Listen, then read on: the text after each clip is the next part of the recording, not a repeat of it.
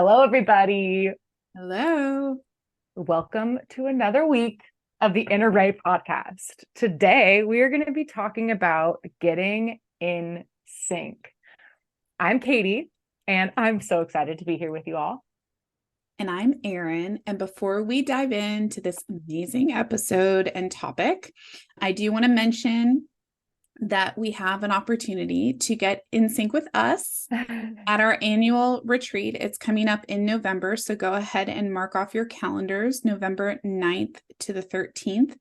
It is going to be in Carmel by the Sea, which is on the Monterey Peninsula in California. It's where Katie lives. And it's a beautiful location. We'll have more details coming soon about the retreat, but we wanted you to go ahead and save the dates. I know some of you are planners out there, so put it in your calendars. I'm going to pass it back over to Katie to warm us up to today's topic. Thanks, Erin. Oh, I'm so excited to have you guys in Carmel by the Sea. So, why are we talking about getting in sync today? Another question is, do you ever feel out of whack or feel out of sync? I know that we do, and we have. And in fact, the other day we were feeling that, which is what led us directly into this topic today. With that, I'm going to start with a little bit of a story. I open up every single morning the same way, and that is syncing with my heart. And I put my cute little butt down in front of my altar. Before I continue the story, I'm just going to say a little bit about the altar. When I talk about altar, a lot of people think religion. I want you to know that when I'm speaking about this, and I know Erin feels the same way, we're really just talking about an intentional space to commune with yourself and with your dreams. Now, I'm going to keep going. I sit down on my altar every morning and I write whatever is alive in my heart. And this time I use to really ground me into my sacred intimacy. I see it really as the soil for my soul, where my words, whatever I'm writing, becomes the water for all the seeds that I'm planting in my life. It's a really beautiful way to honor a commitment to myself, build capacity within myself to deal with challenges, things that are going well, things that aren't, places I feel out of sync and out of whack, and where things aren't in alignment. It gives me a chance to really flex my emotional muscles and tune back into my internal world and figure out a way to come back into alignment. With that personal example of a sync, there are also many other different ways that we can use syncs. In relationship, we can use it as a couples check-in. We can use it as a weekly family meeting. It can be a meeting with your coach. It can be a meeting with an acupuncturist. It can be a weekly team meeting. All of these syncs are examples of ways to build confidence within yourself and also build trust, and ultimately helps build commitment, capacity, and connection within a relationship, which leads to deeper intimacy, which is really what we are all about. So with that, Erin, I wanted to pass this off to you and ask you a few ways that you have used this getting into sync with clients and how impactful it's been in their lives. Yes, awesome. And thank you for clarifying what an altar is. Because I think I mentioned it in a previous episode, and I had that thought of like, oh gosh, I hope people don't think I'm like sacrificing things in my house. That is kind of the more traditional definition of altar. But like Katie said, for me, I'll just address that quickly. My altar is a place where I commune with myself and with my connection to my sacred intimacy. So I do talk to clients about creating intentional space, whether they want to call it an altar or not. It might be their favorite chair in their home where they drink a cup of tea and they journal and they do a considering all dimensions check-in. I think my favorite, it's hard to say favorite, two of my favorite ways to help create synchronicity within relationships are with couples and with families. So I'll talk about that a little bit. The couples intensive that I do, or the couples work that I do, most often this portion is done in an intensive format, is an opportunity to create two different forms of synchronization. The first one is I help couples collaborate on creating the coupleship or the family values, right? So it creates this baseline that they can go back to and check back in on. After we create it, they might commit to connecting back into it a month later, 6 months later, a year later, it becomes this place they get to say, are we aligned with our values? Yep. Right? Great way to sync up in a coupleship or in a family system. Mm-hmm. The other thing I do with couples, and honestly, I do this with families, it's just a little bit different when I do it with a family, is I help them create these weekly meetings. So if you're listening and you are a couple that has worked with me, you're probably like either laughing or rolling your eyes right now. But I'm a big fan of weekly meetings.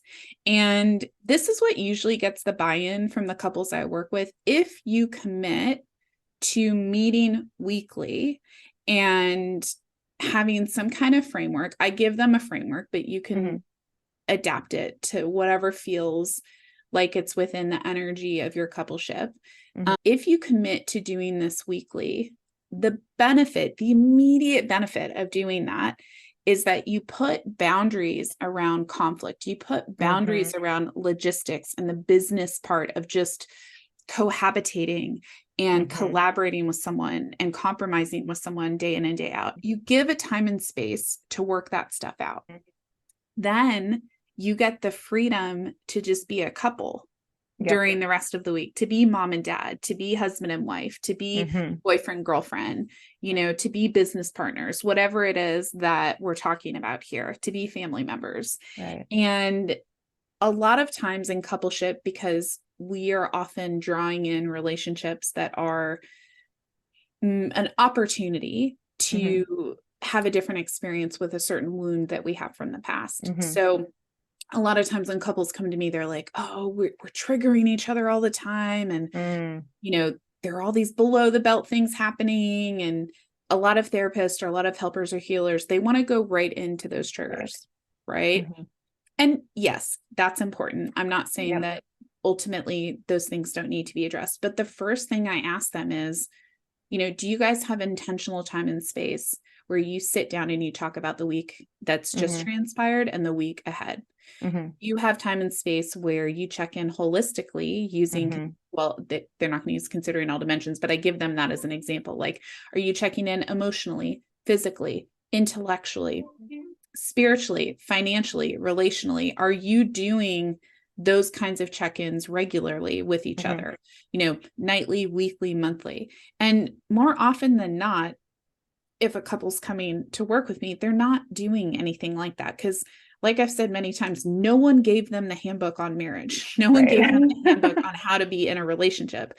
Very quickly, I help them not only do it in the intensive, but then set up a weekly commitment. And some couples do it nightly because it's so helpful.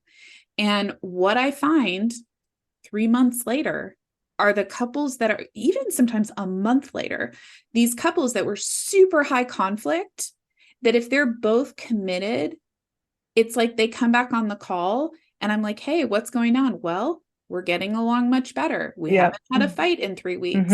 And, because there are so many fights, and I wrote this down, so I'm going to go back to it. If you're fighting about that kind of stuff, like who's taking out the garbage, who's picking up your kid from school, who's responsible for laundry, if you're fighting about that all week, that's not really what you're fighting about. Right. Like there's something deeper that you're actually fighting about. It's just cutting out in that conflict, right? Yeah.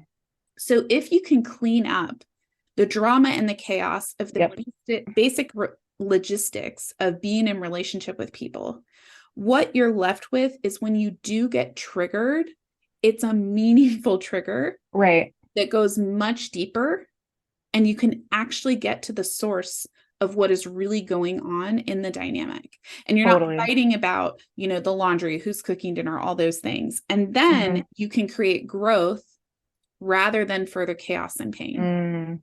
Anyway, I've gone a little bit down a rabbit hole here, but my point is creating synchronicity, getting into sync, getting on the same page in a relationship removes so much conflict. Now, it doesn't remove it all. It doesn't make relationships easy. It just makes them easier. Yep. And then what you're left with is more meaningful conflict. And the great thing about meaningful conflict is that if it's handled in a respectful way, which is something I also go through in these couples intensives, I give people a little handbook on ground rules for conflict and connection and all of that. If you're handling conflict in a respectful, meaningful way, you always have more intimacy on the other side of that. So getting into sync, getting onto the same page as a couple, as a family, in work environments, you know, if you're finding yourself running into the same problems with an employee or with a boss or with a coworker, taking that intentional time to have this neutral check-in. So it's not as confrontational, right? Because if you don't have these touch points built into the system, then you're only going to do it when something's wrong. Right. And then the act of addressing conflict becomes stressful. Whereas if you have these consistent routine, if you're practiced at checking in with someone, then the check-ins don't have to be so stressful and you don't have to wait until there's an explosion or something is boiling over to address it. Totally. Erin just gave us a beautiful example. And so I'm going to bring us up a little bit and reflect back what I heard as the key takeaways. 1, the importance of rhythm and ritual, creating a container that you are consistently coming back to in a certain rhythm that has the ritual around it. 2, when you create that container, you are giving yourself a way to deal with the practical things of the relationship so that in between you have more space to play and be free and have fun with yourself and with your partner, with your family, with your coworkers, whatever that may be. I also heard that these containers create space for you to build capacity in your nervous system to deal with conflict. A lot of the times, like, it is hard. It is triggering to talk about things that are painful. But ultimately, if we have a space to process or metabolize our pain, it doesn't get compounded quite so easily. And therefore, our nervous system doesn't get quite so afraid to dive into these things. The other thing I'm hearing is in between these syncs, it gives you a playground to work on yourself and to tend to your own inner world, to tend to your emotions, to really dive into your own practices so you're not ruminating before your next sync, right? And it really gives you a chance to build your sovereignty and build your autonomy, start to build trust and confidence with yourself internally. It's funny because as you were sharing that story, my alarm went off and my alarm was going off for meditation. I do this, it's called the triple flame meditation. And so I do this 3-minute meditation at 9 a.m., 12 p.m., 3 p.m., 6 p.m., 9 p.m.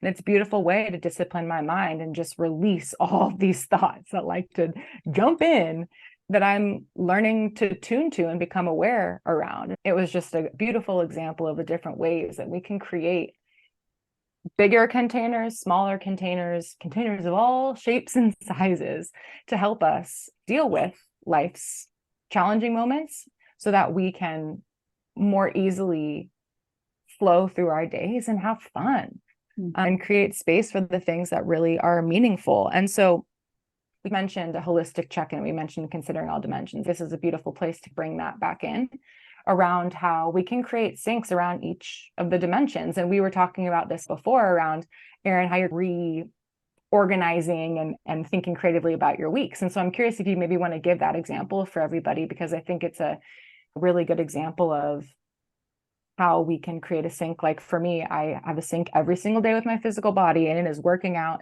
in some way. I obviously talked about a sync with my emotional and spiritual world within my example that I gave at the beginning, but I wonder if you wanted to jump onto that.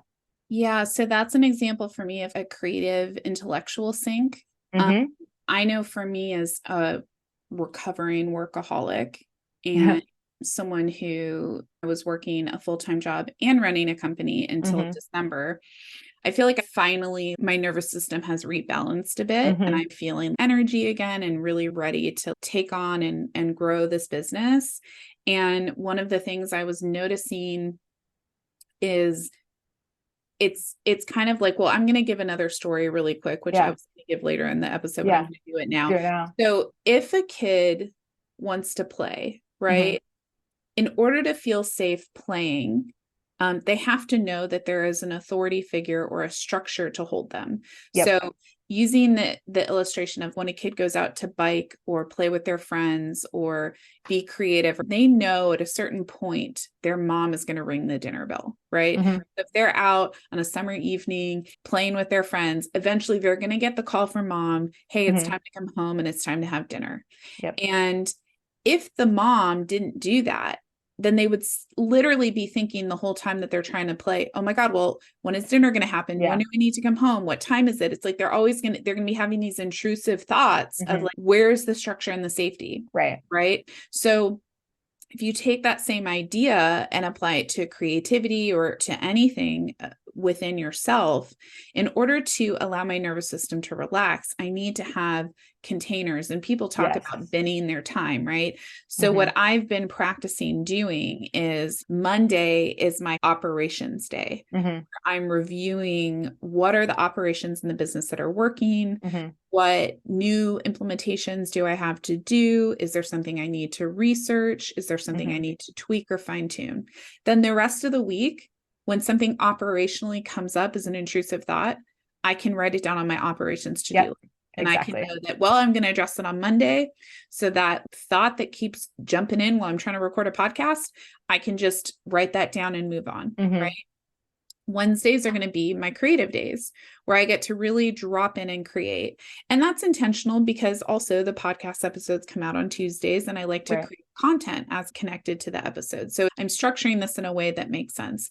Thursdays are my financial days, right? That's the day that the money gets deposited in my account from Stripe. So I have to take that time because for me, financial, yes, I would love to just not ever have to look at money and just live my life in trust. And all of that is real and true. And I believe in abundance in that way. However, in order to trust, I have to develop and cultivate that awareness. And I have to be in acceptance of what is going on with me financially so that then I can determine what actions I need to take. So these are examples of ways that I get to sync up with myself, sync up with my business, sync up with, I guess I talked about intellectual and financial in that one. You know, I'm a big fan of budgeting, but it's a balance, right? You don't want to control and be rigid, but also spontaneity doesn't happen if there's no safety. Totally. Yeah, it's such a good example. And I think you also touched on emotional, right? Which is you've created a container that helps you deal with these feelings that come up and then how they show up in your mind, which is the mental, but also spiritual, another way too, because that's our connection to hope and fear. Okay, so there's this fear that jumps in. Ooh, okay, well, I have a list here that I can write these fears down in, and I have a day or a time that I can engage with these fears or these hopes in a meaningful way where all of my awareness can show up into it. I also heard, obviously, that's a beautiful example of relational because you're relating to all different dimensions of your life with a lot of awareness so that you can show up with the deepest presence possible. And so what I was hearing as you were sharing that is all of this comes back to this journey from mindlessness to mindfulness. And mindfulness, the way I like to think about it, is just becoming aware of where your heart is, where your mind is, and if your feet are in the same place, if your hands are in the same place. And if there's something out of alignment, out of whack here, bringing your presence so that you can come into full alignment and bring all of your presence, all of your awareness into these spaces. And the more we can create rituals and practices around that, the better we'll be able to be present in our lives. Well, I want to name, if you're listening to this and you're like, well, I would have never thought of that. Well, Katie and I are coaches. So this is literally think about this stuff all day long. So this is where, for me, I've recently hired some support for my business. I go to my own therapy and coaching. I have friends that I turn to work some of this out. So if I'm like feeling out of sync, sometimes it does require me getting an outside perspective because my chaos is overwhelming. Someone else's chaos does not overwhelm me. Well, sometimes it does, but typically somebody else's chaos is not overwhelming to me. So this is where like looking at your support and asking for help, which I know we talked about in last week's episode, can be really helpful if you're feeling overwhelmed by the chaos and not even knowing where to start to sync up. Yep. Absolutely. And this, I think, even relates back to like New Year's resolutions. Sometimes when we don't have any structure or we don't have any sync in our lives, we try to do too much at once. And so this is just a gentle reminder and a gentle hug. If you're aching for more ritual in your life or more consistency in your life, start small so that you can commit to no matter what excuse comes up, no matter what challenge comes up, you can show up to that one thing. And that will create a chain reaction to being able to create bigger and bigger containers for this. Well, but and I think we can give them some like really simple examples. Like yeah, some we've already named in this episode, like one, creating an altar or just an yep. intentional space that, and I recommend putting it somewhere in your house that you have to walk by like once or twice a day. Like, because my altar is literally between my bedroom door and my bed. So if I'm going to bed at night and I have not sat at the altar and done that, this little voice in me is like, pulling me towards it. Right. Totally. I wake up in the morning and I see it. So that's one thing, is creating an altar. Yeah. Two is literally put shit in your calendar. If I know every week, Tuesday at 4:00, I'm going to be meeting with Katie to get into sync for, hey, how did the last week go? Hey, what's going on this next week? And let's get on the same page. I'm way more likely to do that by putting little things in my calendar. Totally. And committing, if you miss that Tuesday at 4 meeting, when can you reschedule it elsewhere in the week? Yeah. So altar, calendar. I think another thing is creating, when a client will say to me like, well, I don't really have any consistency or any routine. I say, what is one thing you do every day, no matter what? And sometimes while I brush my teeth. Okay. So let's start with putting up on your mirror with maybe an erasable marker or a Post-it note or something, like just putting something by your toothbrush that will remind you every day to do that check-in. So start with where you already consistent, because I bet we can go through your day and there's something that you're doing every day that you don't even think about anymore. Those are 3 easy ways to get started. Yeah. Beautiful examples of anchors that help our mind and our body rely or have trust in these rituals. I do that too. I was an athlete, been an athlete my whole life. And then I took a few years of just letting my body rest, but it started to make me really not feel good. And so getting back into this habit of really exercising my body, and the way that I make sure that I remember how good it makes me feel is starting out every morning doing jump squats. And I say, I'm lined, I'm bold, all these different things. And I have a note on my refrigerator where I go through this. And this morning I didn't want to do it. And I was like, Katie, commit. This is your sync. Do it. And I did it. And then I immediately felt better afterward. And that's a little beautiful reward network in my brain being like, see, doing that thing that felt a little bit hard feels really good. And that's going to prime me for my larger sync in the day, where I come back and commune with my body and exercise it and help move my energy. So yeah, I love those anchors. And I want to also mention here that not everybody that's listening is going to require the same amount of ritual and routine. For some people, like I am definitely I'm more ritualized in my space. So one of the ways I ground myself is like, I'll do a sweep of the kitchen and I'll wash all the dishes and I'll put all the dishes away. For other people, that's not going to have that same impact, but maybe, getting a walk outside is another way. Or maybe for somebody else, it's annual or monthly resets, right? So I just want to acknowledge that we're all wired differently. And so what Katie's suggesting and what works for her and what I'm suggesting and what works for me, it is really important to trust yourself and know what is the amount of ritual or routine that works for you, because this leads into a pitfall of this topic that we were going to talk about, which is that sometimes if we're overly ritualized or we put too much on us, which Katie already mentioned, it can become boring. It can become stagnant. And then we no longer have that awareness. We no longer have that mindfulness. And so it's important to balance. Are we actually creating structure, or are we being controlling, right? Yeah. Is spontaneity and mindfulness and presence happening with this ritual or routine? And if it's not, then maybe changing it up is really important. Maybe you're someone who needs routine, but you need to change it up.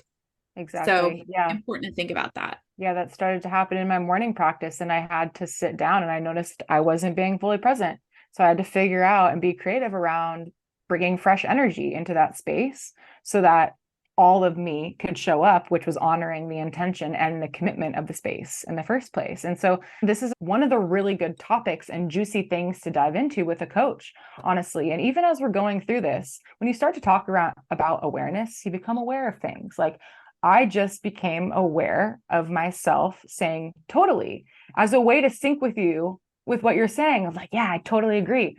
But I was like, what a weird thing. And so just by bringing our awareness into these things of the different ways that we sync, we can start to create more space around what it is that we're doing and create a better action. So I can maybe start to choose a different word instead of totally, that is helping me put an exclamation point on points that I think you're making beautifully. So I just wanted to give that little example if you guys were noticing that. Well, and that's a perfect lead into this idea of, and these examples we've been talking about syncing to yourself as an individual. Yeah. I did give some examples of syncing up in a coupleship. And also sometimes it can be relationally beneficial to notice what your partner, what your friend, what your children, what your family system needs to feel synced up, because like I might need to clean the kitchen to feel synced up, but my partner might need to get outside, or they might really need to go to the grocery store, or somebody else might really need, 6 hours of alone time. So it is not only important to honor that while you're listening, that you may have different things. Also, the people in your life might have different things, and learning what those things are and supporting each other is part of building intimacy as well. Amazing. I think before we dive into the last question, I'm just going to ask a few questions. So we're talking about syncing, to maybe leave you with, write these down on a piece of paper and just sit with them. And it could be a really good starting point for you as you start to think about how to create more space to sync with yourself and in your relationships and with the people around you. So how present are you in moments when you're syncing with yourself or others? How can you bring more of your authentic self and your heart into these moments? How much awareness do you have in these moments? How much acceptance do you have?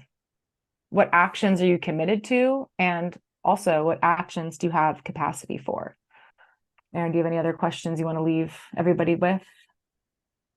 I would just say how helpful is ritual and routine for you, and where is that balance for you? And then also your loved ones, knowing that everybody's a little different. Amazing. So as we close out this episode, Erin, our question, dun, dun, dun. Name someone in the public eye broadcasting their inner ray, inspiring you to live your most radiant, authentic life. So I thought about who I wanted to speak about. Robin Breckenridge, she is a life and relationship coach and a recent guest.